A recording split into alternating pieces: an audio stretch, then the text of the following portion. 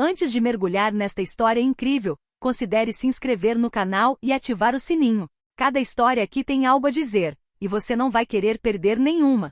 Richmond Heights era uma cidade aparentemente tranquila, ladeada por casinhas de tijolos vermelhos, parques sombreados e ruas onde era comum encontrar vizinhos sorridentes. No entanto, por trás dessa fachada pacífica, uma tensão latente agitava a comunidade, uma divisão invisível, mas profundamente enraizada, entre seus moradores e as autoridades. Durante vários anos, a comunidade negra de Richmond Heights conviveu com uma desconfiança crescente em relação à polícia local. Incidentes não resolvidos, abordagens injustificadas e humilhações repetidas alimentavam um sentimento de injustiça e raiva. Mesmo assim, muitos sonhavam com mudanças, na esperança de que a justiça finalmente prevalecesse. Clarice Johnson era uma dessas vozes de esperança. Nascida e criada neste mesmo bairro, ela rompeu o teto de vidro que muitas vezes impedia jovens negras de sonharem alto. Aos 38 anos, alcançou uma patente de prestígio no Exército dos Estados Unidos, capitã. Condecorada por sua coragem e liderança,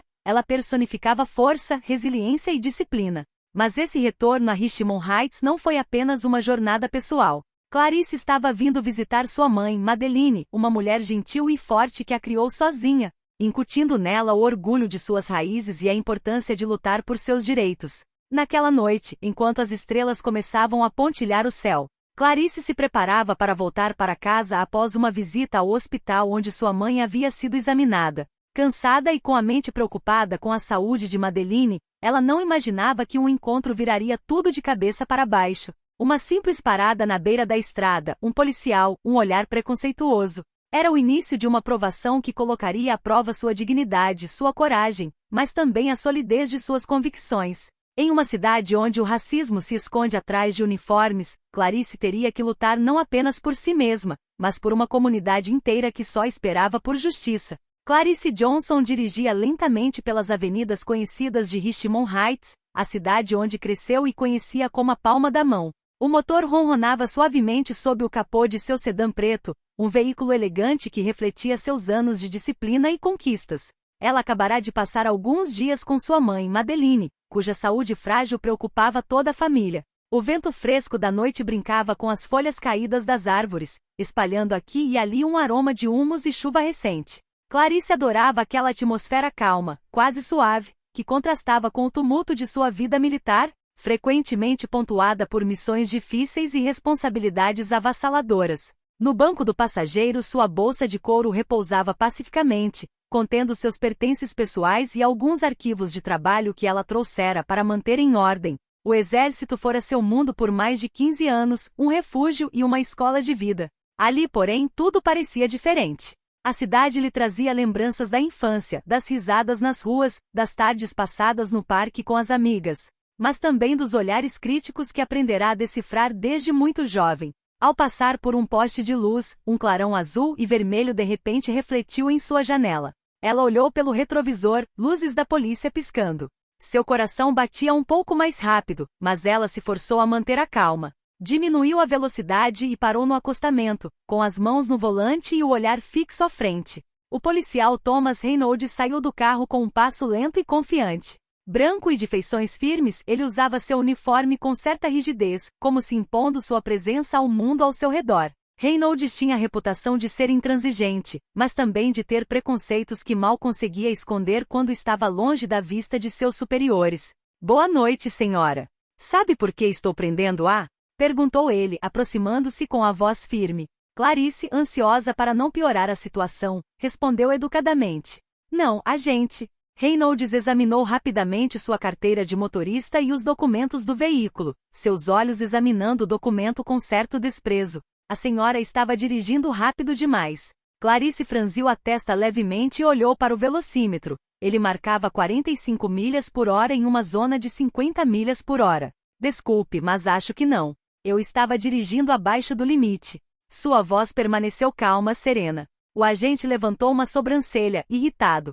"Talvez. Mas sou eu quem decide aqui. Saia do veículo, por favor." Clarice obedeceu, abrindo a porta lentamente, ciente de que cada movimento estava sendo observado. Suas mãos tremiam levemente não de medo, mas da injustiça palpável que se instalava. Ela se mantinha ereta, orgulhosa, ainda usando o uniforme militar por baixo do casaco. Sou capitã do Exército dos Estados Unidos, disse ela, olhando o Reynolds nos olhos. Peço que respeitem a lei e os meus direitos. Mas Reynolds pareceu não ouvir. Deu um passo à frente abruptamente, colocando a mão firme no braço de Clarice. Você não passa de um suspeito esta noite. Sua voz era fria, desdenhosa. Clarice deu um passo para trás, surpresa com a brutalidade do policial. Tentou se explicar, fazê-lo entender seu erro. Garanto-lhe que está enganado. Acabei de voltar de uma visita ao hospital onde minha mãe está gravemente doente. Mas Reynolds, surdo às suas palavras, fez menção de algemá-la. Naquele exato momento, um tapa soou violento e inesperado. Reynolds, num acesso de raiva incontrolável, acabará de atingir Clarice em cheio no rosto. Em choque, Clarice sentiu a dor irradiar de sua bochecha, mas foi a vergonha que a atingiu mais profundamente. Vários transeuntes chocados pegaram seus celulares para filmar a cena, enquanto alguns cochichavam horrorizados. Uma voz então se ergueu, alta e clara. Ei! Já chega! Marcus Taylor, vizinho e amigo de infância de Clarice, aproximou-se rapidamente para intervir. Solte-a, seu louco! Ele gritou, colocando-se entre o oficial e Clarice. A multidão cresceu, as pessoas se aglomeraram, compartilhando sua raiva e descrença.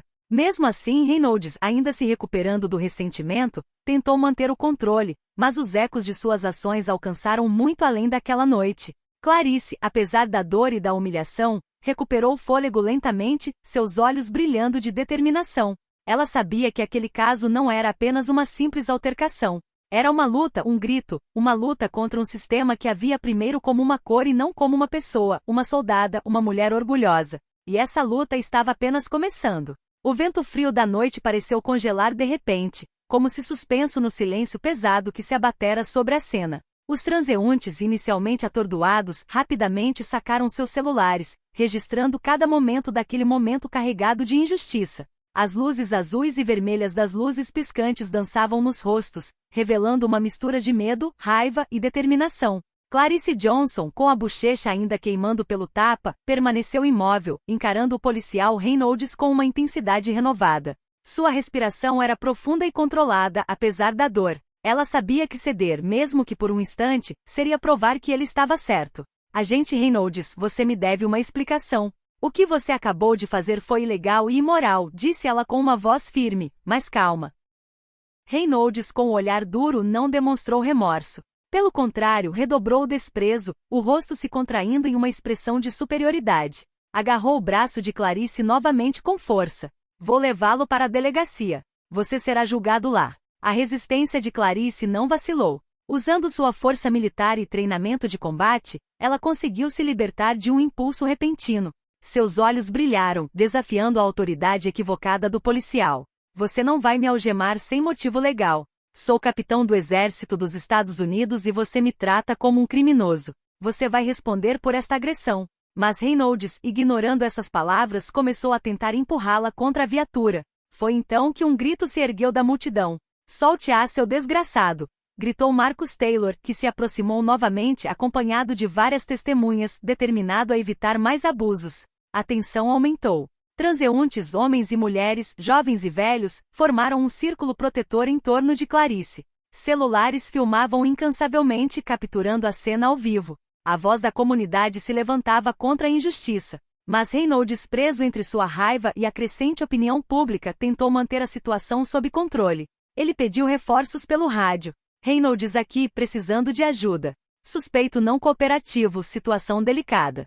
Poucos minutos depois, outros 2 policiais chegaram mais cautelosos, lançando olhares preocupados ao colega. Clarice, ainda de pé, olhava calmamente para os recém-chegados. Solicito um advogado. Recuso qualquer outra forma de prisão sem justa causa. Angela Baker, advogada de Clarice, foi contatada com urgência. Mulher brilhante e incansável defensora dos direitos civis, Angela conhecia profundamente as leis e a dinâmica de poder da cidade.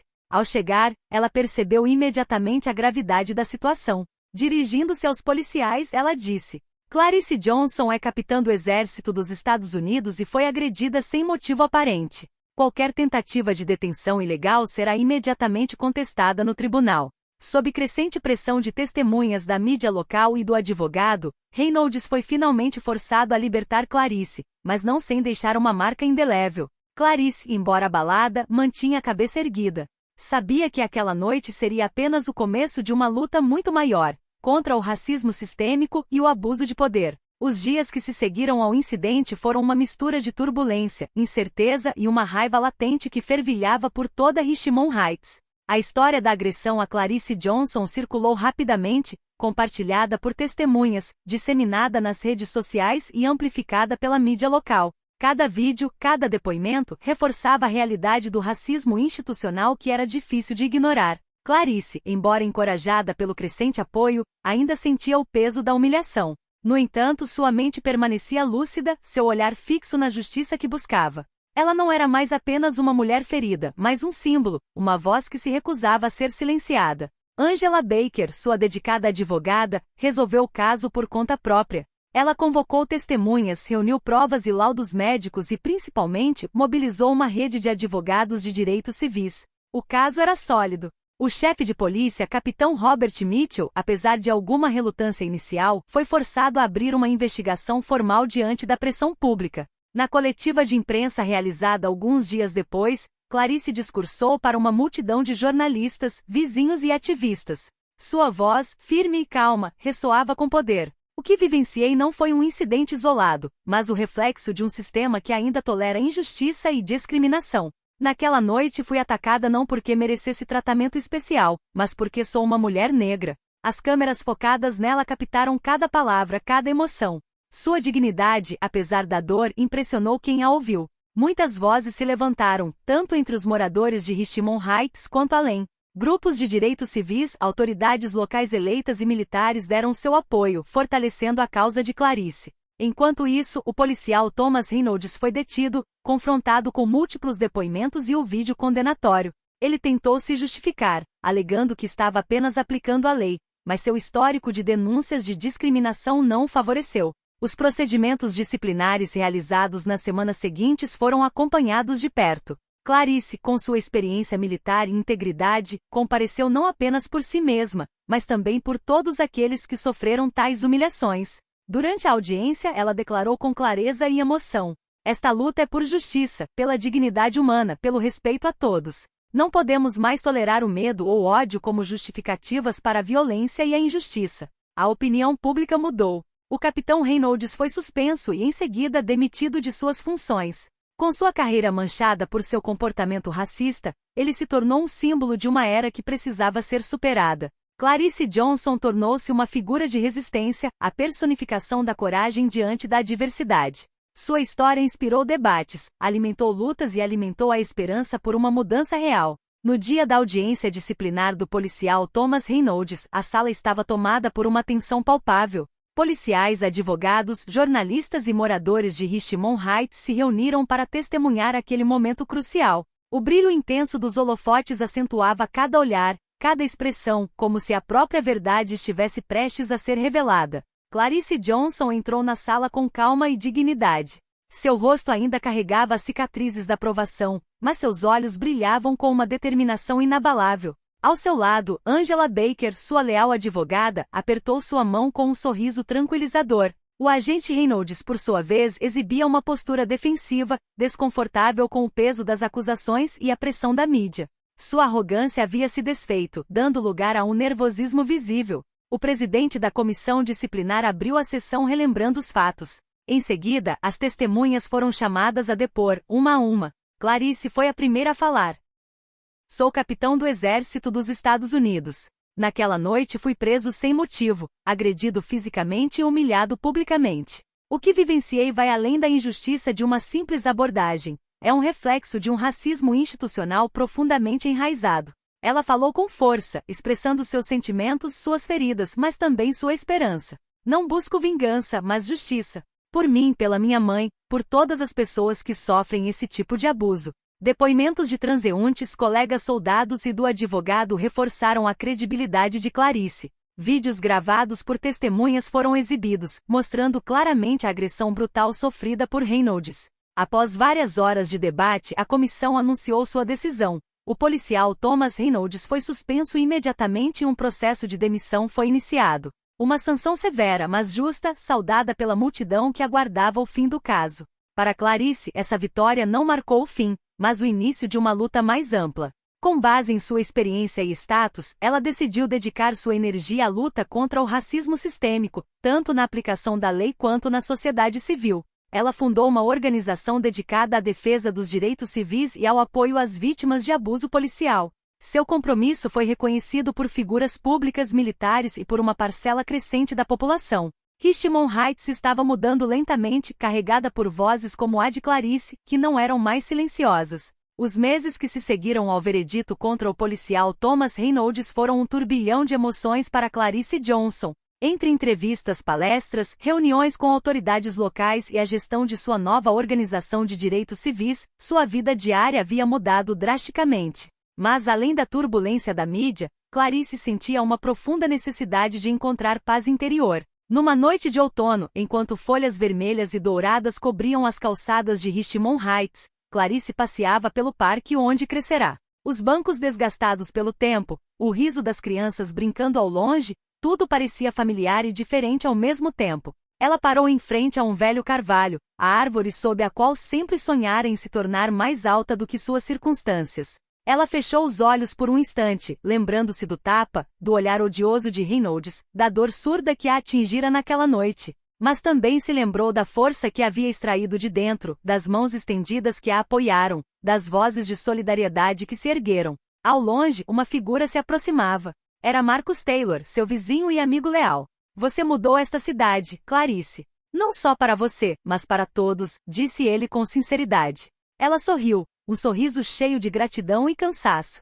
Isso é só o começo, Marcus. Ainda há muito a fazer, mas agora sei que não estou sozinho. Caminharam lado a lado discutindo planos, lutas futuras e esperanças. Clarice sabia que cada passo seria uma luta, mas também uma vitória. Clarice continuou a expandir sua organização, oferecendo apoio jurídico, treinamento e plataformas para que vítimas de abuso policial pudessem se manifestar. Seu envolvimento atraiu parceiros, jovens ativistas e até mesmo membros reformistas da força policial ansiosos por fazer a diferença. Ela foi convidada a testemunhar perante comissões parlamentares, participou de painéis sobre justiça social e inspirou uma geração inteira a não aceitar mais o silêncio diante da injustiça. Poucos meses depois, em uma cerimônia na cidade em homenagem a cidadãos exemplares, Clarice foi convidada a discursar. Ela subiu ao palco diante de uma grande multidão reunida sob um céu estrelado. As luzes iluminaram seu rosto, agora conhecido e respeitado. Ela se dirigiu à assembleia com emoção.